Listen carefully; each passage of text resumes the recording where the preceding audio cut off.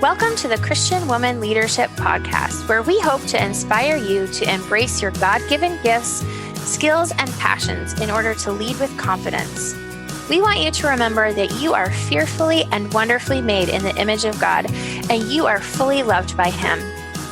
You have been designed on purpose by God with unique gifts and passions in order to love and lead those around you. I'm your host, Esther Littlefield, a pastor's wife, business owner, mom, and writer. And I'm Esther's co-host, Holly Kane. I'm a wife, mom, and business owner. I also write at hollykane.org, where I focus on my passion for women's ministry. Together, we chat about important issues that Christian women leaders face. In addition, we interview other women just like you who lead in various roles, from church to community to business. Through this podcast, we offer you encouragement, tools, and resources to help you on your leadership journey. We are so glad you're here with us. Hi, friend, and welcome to episode 126 of the Christian Woman Leadership Podcast. I'm your host, Esther Littlefield, and I am super happy that you are here with us today. Today, Holly and I are sitting down with Dr. Ronke Dosunmu, and we are chatting with her about her own leadership journey, which includes starting her private practice as a physician and becoming an entrepreneur and helping other women pursue entrepreneurship. We cover some key issues that many women leaders deal with, including managing a demanding work schedule while trying to also maintain a healthy personal and family life. That's something that I hear from a lot of you that can be a challenge. We also talk about how to articulate your value as a member of your team or organization. In addition, Dr. Ronke shares with us about tips to get started with entrepreneurship, the people you need around you in order to be successful, and the habits that will help you reach your goals. So Dr. Ronke provides great value for you, whether you are working in full-time in a corporate setting, whether you own your own business, or whether you just have a dream that you've thought about pursuing someday. To connect with Dr. Ronke or find any of the links and the things that we talk about in this episode, you're going to want to go right to my website, estherlittlefield.com/episode 126. And we'll make sure that the key links and all the things that we discuss are in the show notes there on the website. So I can't wait for you to hear this conversation. Let's go ahead and dive in. All right. Well, welcome, Ronke, to the show. We're so glad to have you here with us today. So to get us started, could you share a little bit about what your life and leadership looks like right now? Hello, thank you for having me. Right now, I am the founder of Maven CEO, where my passion is around helping the professional woman center her career and her business life around her personal purpose and passion, so that she can live out her own definition of success. I love that. That's awesome. I love that. And I would love for you to tell us a little bit about your leadership journey over the years and how you kind of got to where you are as CEO of that business right now. Yes. So I am a trained physician. So I have been a physician for over 32 years. And so that kind of profession essentially throws you into leadership right away. When I came out of residency, I had noticed that there was a gap. There was no quality community-based healthcare in the community in which I served. And so I went ahead and started my own practice, which I've had now for about 25 years.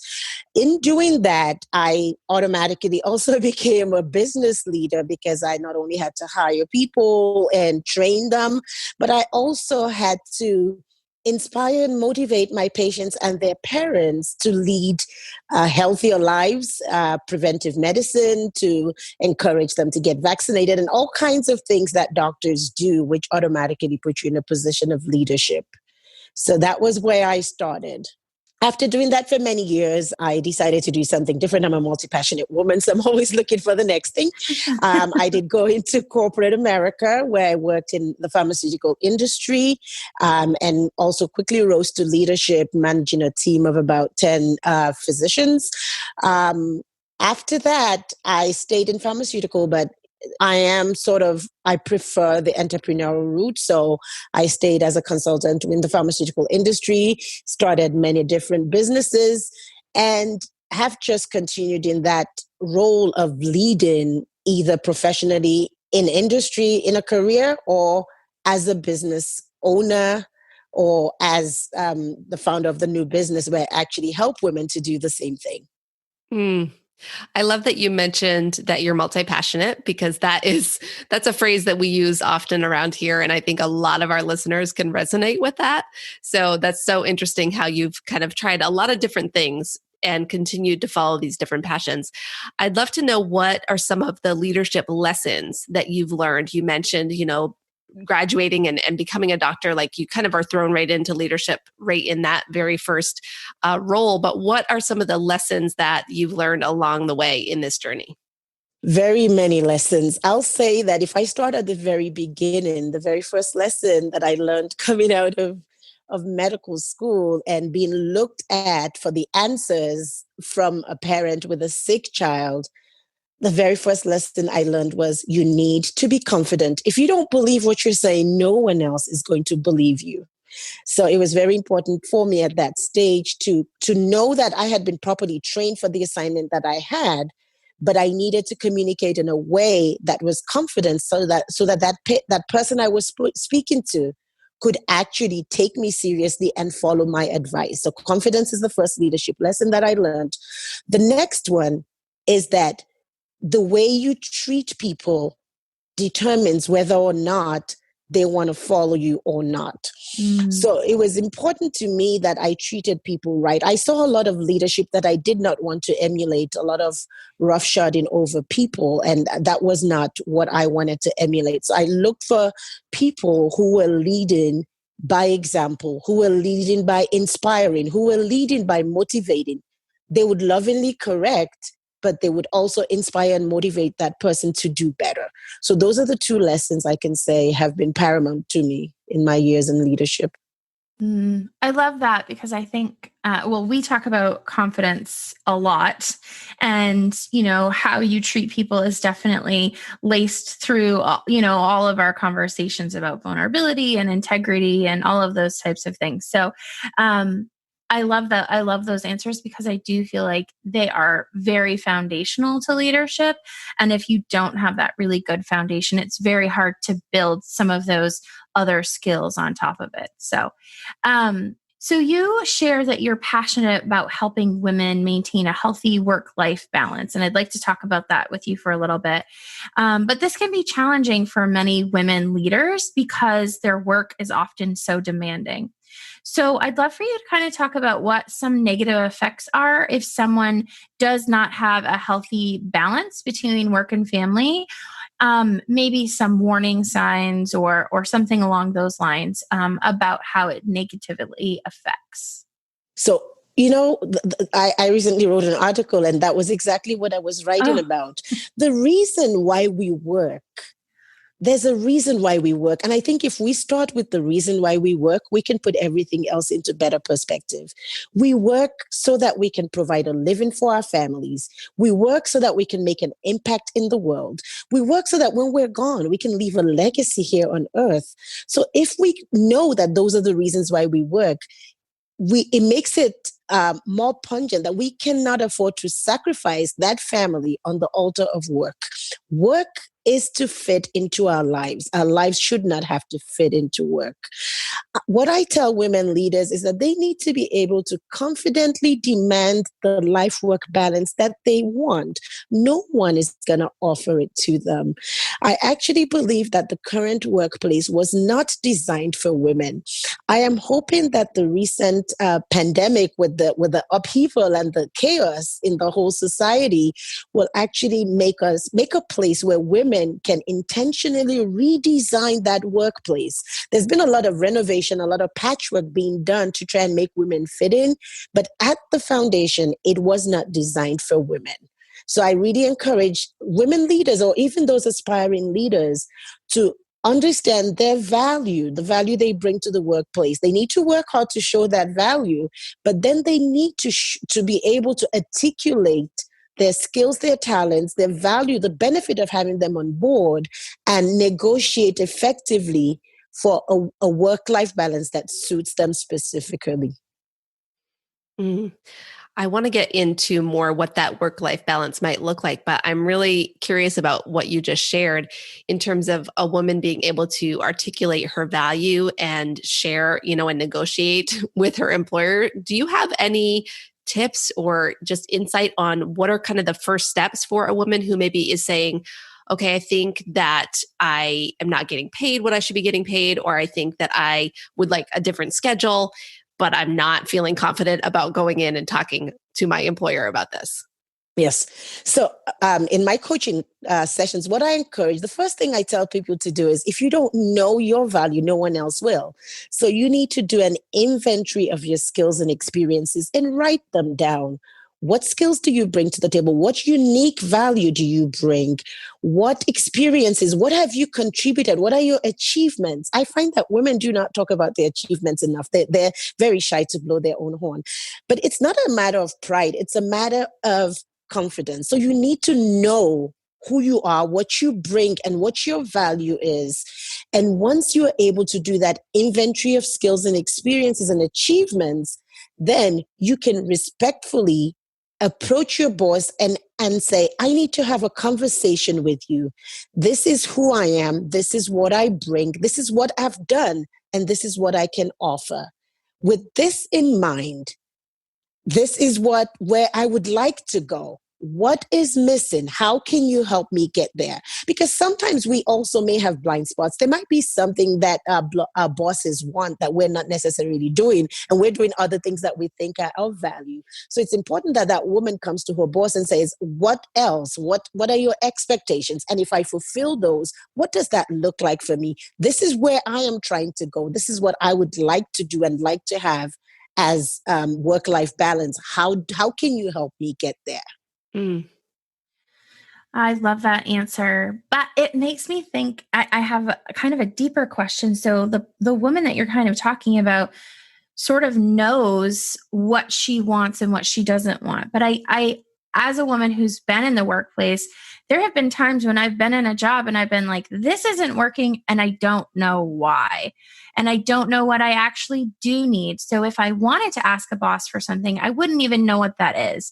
So could you talk to that woman and how she figures out what truly isn't working and what would actually make a difference in her sort of work-life balance so that she could go with proactive solutions to her boss to ask for? So that's a very good question. So the way I approach that is what I call reverse engineering. So write a letter from the 80-year-old you at the end of life when you're sitting in that rocking chair. What would you be thinking about? What are those are the things that are most valuable to you.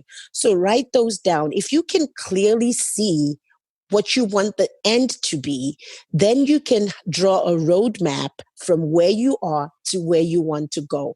And in that letter that you write, or in that view that you have of the end of life, what are those things that would matter to you?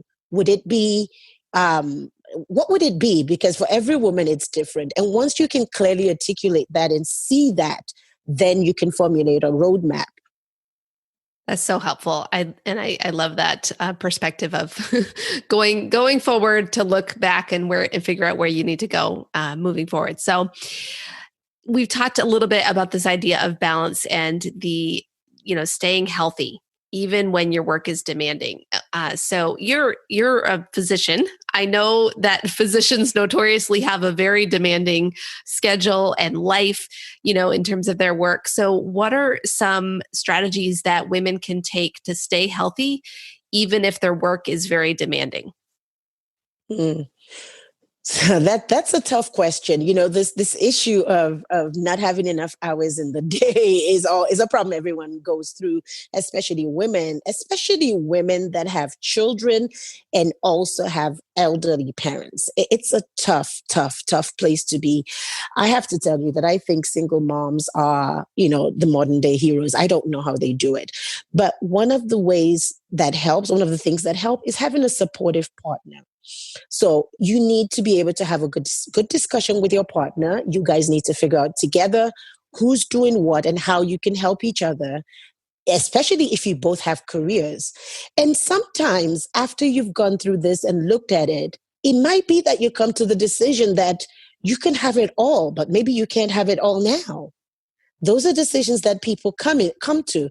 Sometimes it might be certain things that you need to get rid of that you can't do now. Maybe you can't have the big house now because everybody has 24 hours in a day.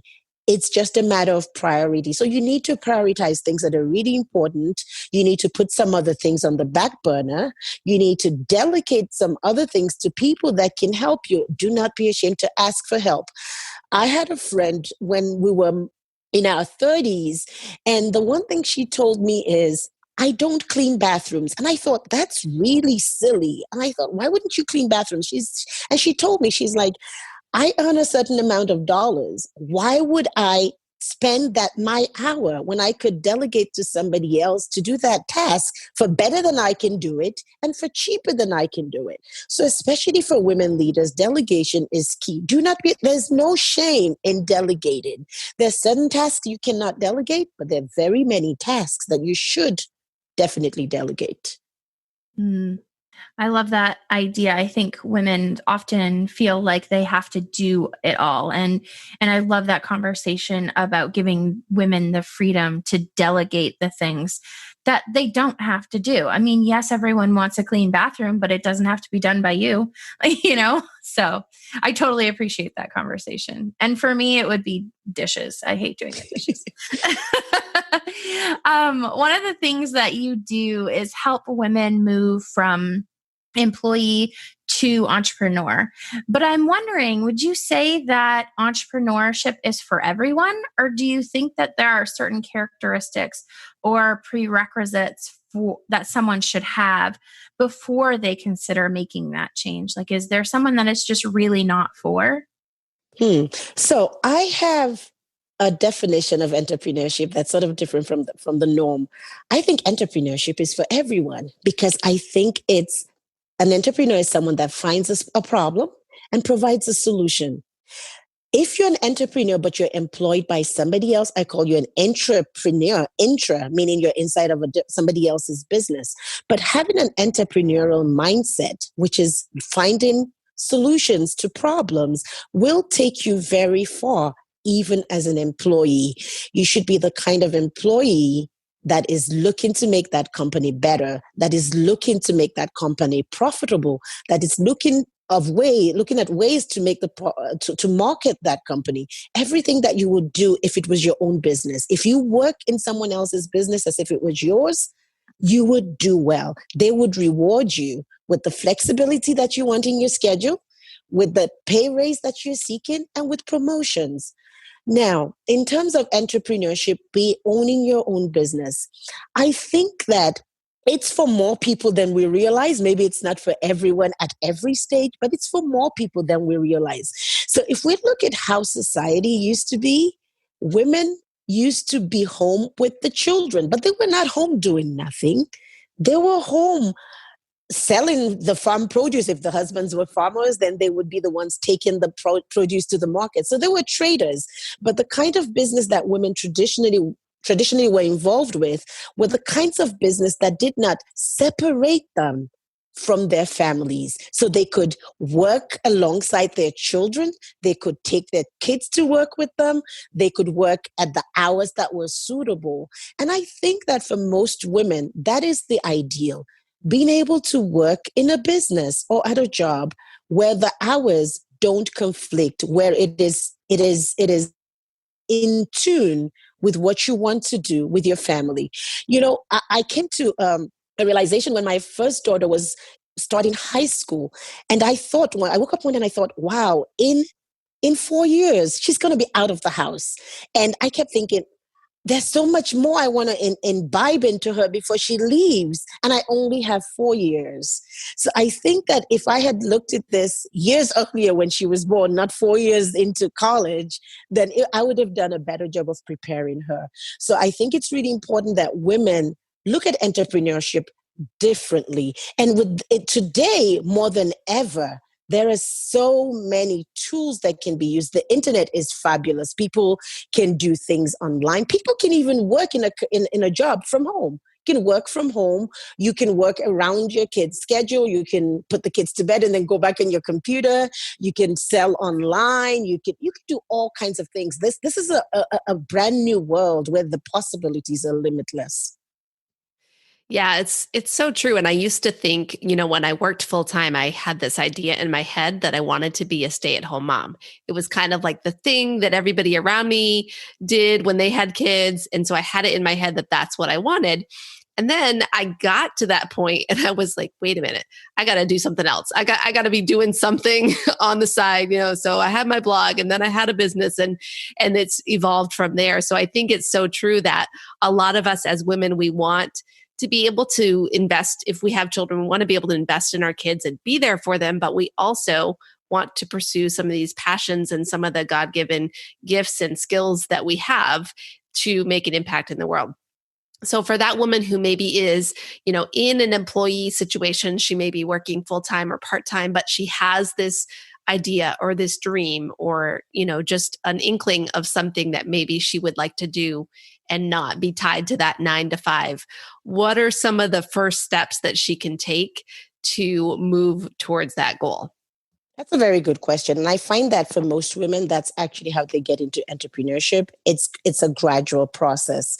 So the very first thing I want to do is encourage her. If you have this burning desire in you to start a service or a product, pursue it. We need to get out of our own ways when we're our own biggest critic and, we overthink it and overanalyze. We never make a move. I tell people ideas are a dime a dozen, but execution is king. So a lot of women think and think and think, and they're too afraid sometimes also to take the next step. So it's overanalyzing. It's fear of the unknown. And there's so much comfort in the status quo. But the problem is the status quo probably isn't comfortable if you keep thinking about this thing. And the one thing you don't want to do is go to your grave with these passions. They're meant for this world. Use them here. That problem that you have the inkling to solve is a solution that someone else is waiting for. You may be uniquely gifted to provide it. So don't take it with you. Use it here. I love that. And I think that so many times we get so stuck in our head, and there's people that need us that we're missing because we're looking inward, when if we would look outward and really see the need, that perhaps that would move us towards action rather than just inaction and overthinking. So I love that. I'm wondering if, as women sort of start on this journey into entrepreneurship, do you really think that there are certain kinds of people that you need around you to make this a reality? A lot of people talk about a biz bestie or a mentor or a coach. Like, what do people really need to actually make this happen? That's a good question. So when you're starting out on any journey, it's always helpful if you have someone who can help you with a roadmap. So you have a destination, which is build a business. So you need a way to get there. You plug that address into the GPS and then you get, turn left, turn right. Someone that's been that route before is in a unique position to help you avoid the bumps and the pitfalls. There will still be some, but at least they can help you, look ahead and say, oh, look out here, be careful over there. And that's where a business coach or a business mentor comes in. In addition to that, you also need what I call your P-buddy, which is your personal board of directors. That's what I like to call your P-buddies. So you need someone who's an encourager. I call her Sherry, the cheerleader, who cheers you on your journey, because there will be days you'll get out of bed and you'll be, this is a mistake, I don't want to do this. So you need someone in your corner that's cheering you on. You need someone who's Connie the critic, who sees the flaws and can tell you that's not a good idea, who will tell you the truth even if you don't want to hear it. You need her on your board of directors, even though you may not always appreciate her opinion, but she is definitely somebody that you need. You also need someone who will hold you accountable to what you have said you would do. So someone who would say, oh, you told me last week that you were working on this. How are you? How far along are you? That could also be the role of your coach, or your coach could actually take on a lot of these roles. But it's also helpful if you had these, they could be personal friends, they could be people you looked up to. And then you need someone who is the network person who introduces you to all kinds of people, who knows everyone, is the people person.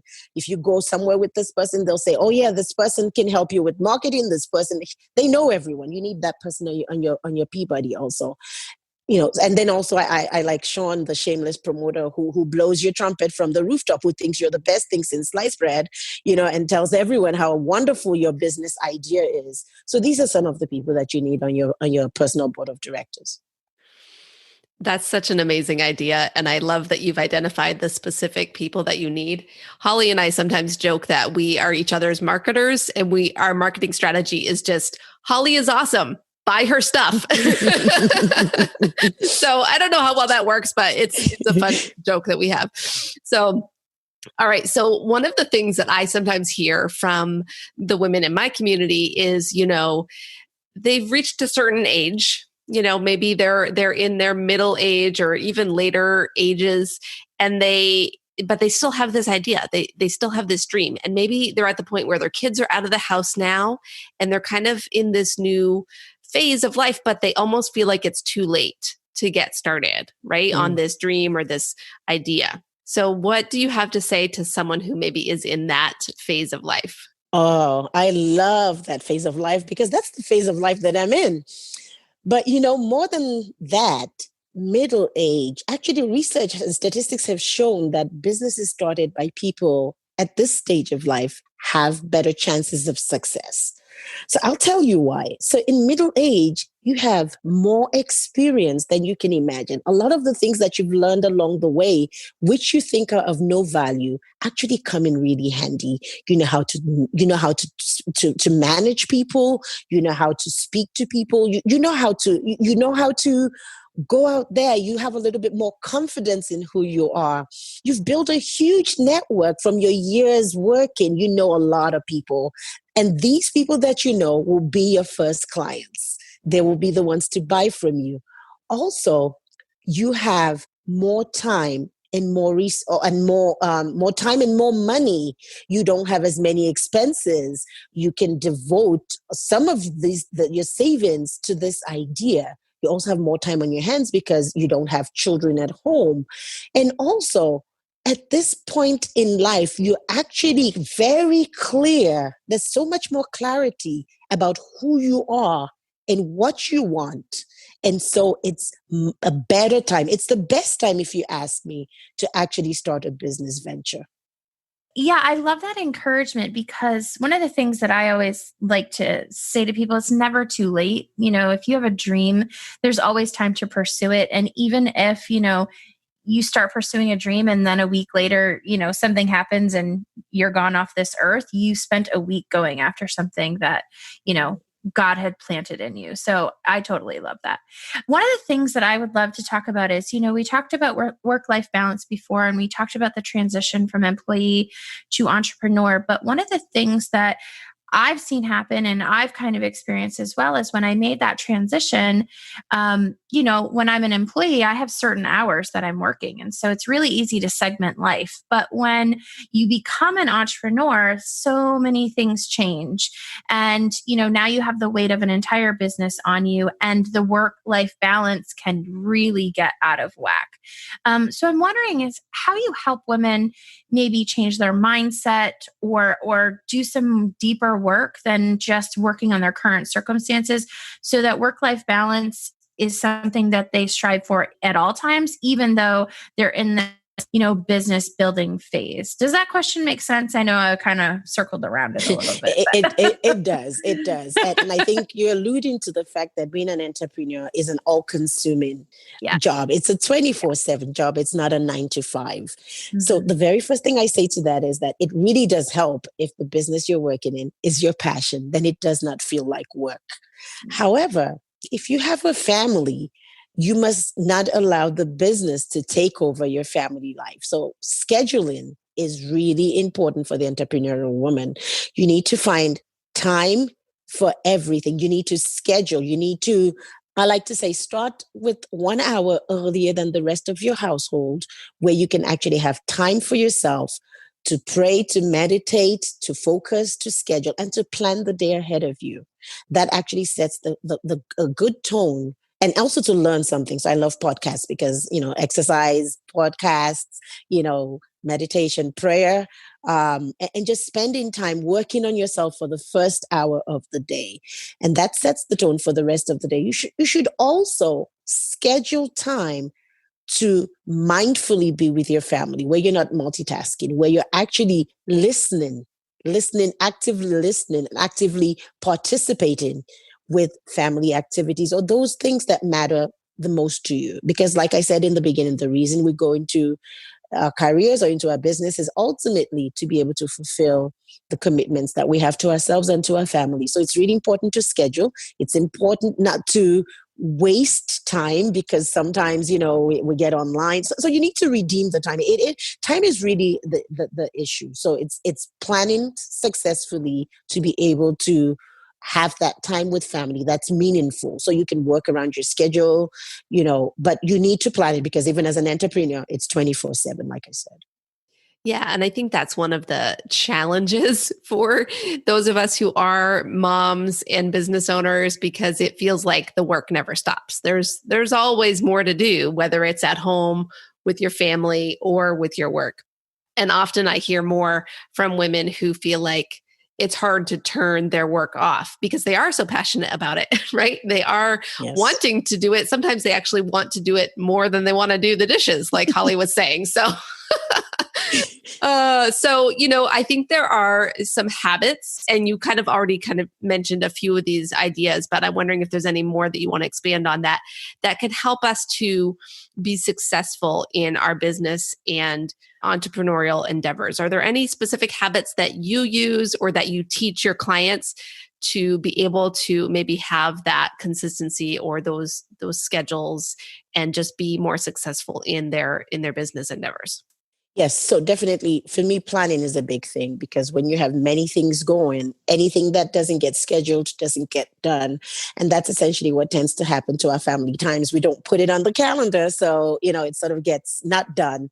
So I would say definitely schedule your family time, schedule time with your loved ones, schedule your vacations, schedule your physicals, schedule your mammogram, schedule everything, schedule it.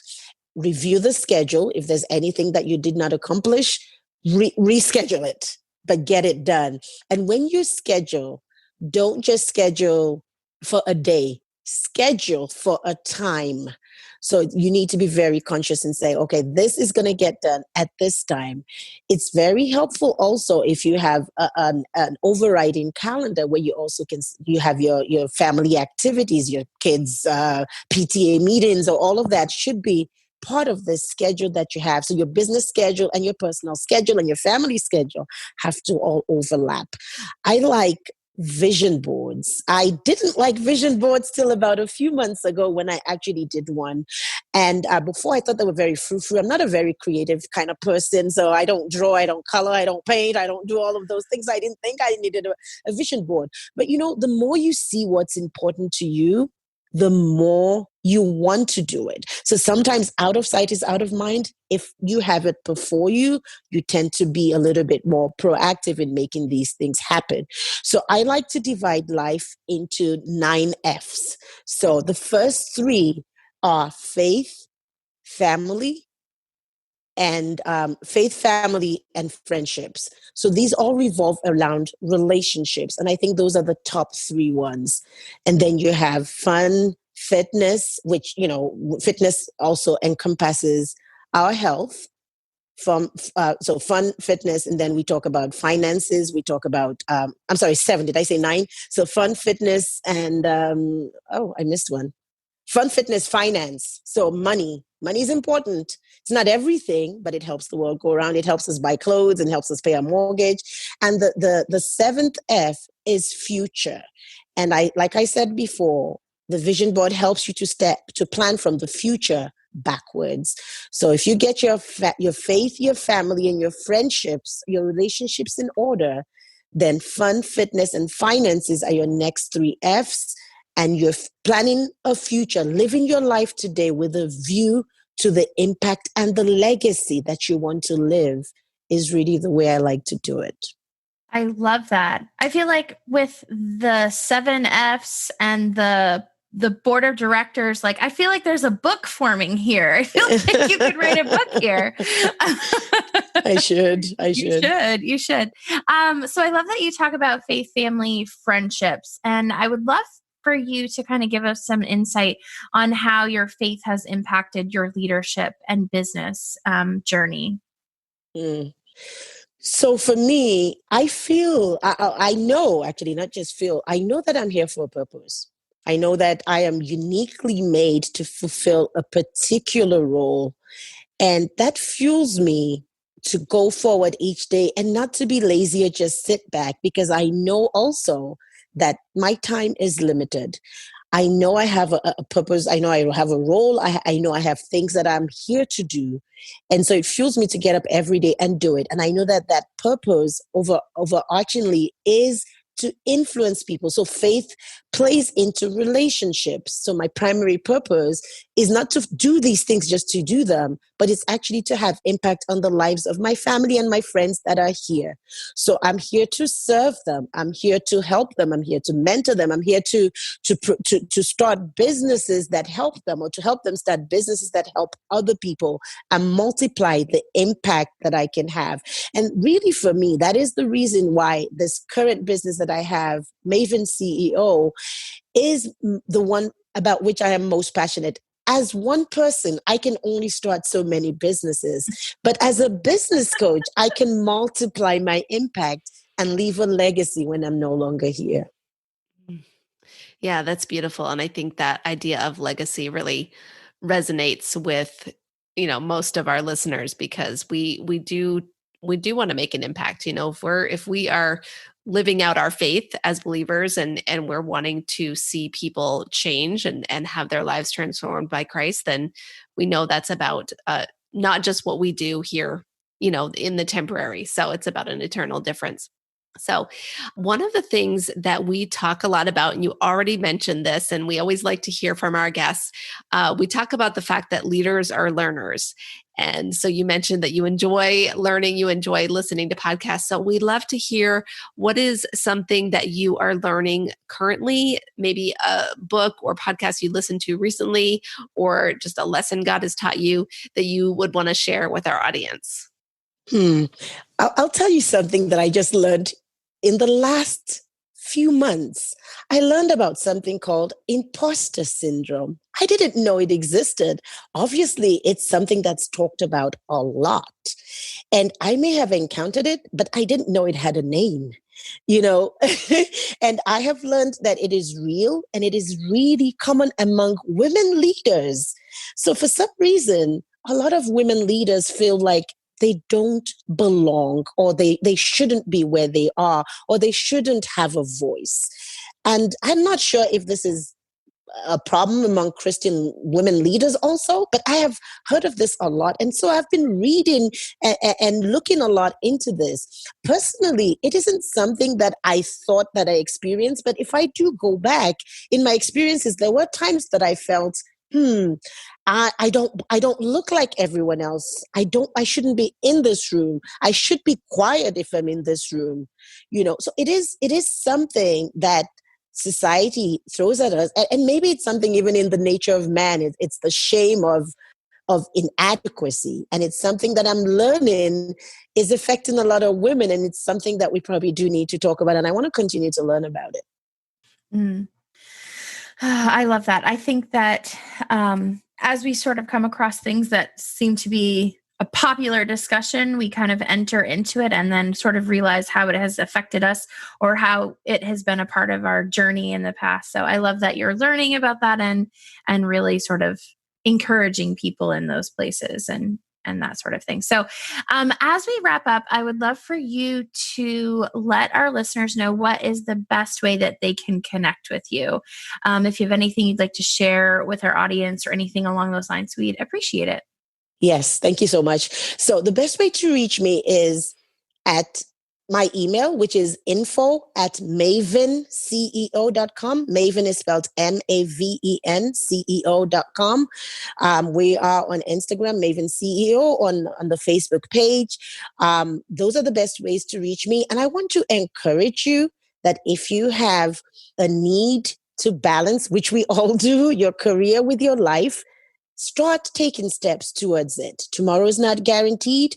Take the first step today. Don't overthink it. Don't overanalyze it. Your family deserves it. Your health deserves it. And our community deserves it, because then we raise a better community for everybody. Thank you so much, Ronke, for being with us and for taking this time to share with our audience. I know that they're going to benefit from what you've shared today. Thank you so much for having me. It was a joy to speak with you. Thanks for joining us on the Christian Women Leadership Podcast. If you enjoyed this conversation, come and join us in our private Facebook community. We would love to get to know you better so that we can make sure the podcast is providing what you need. Plus, you can share your questions and ideas, and you'll be surrounded by incredible Christian women leaders. To join the group, visit estherlittlefield.com/group. Now, don't forget, your leadership matters, and it's time for you to embrace your gifts and lead with confidence.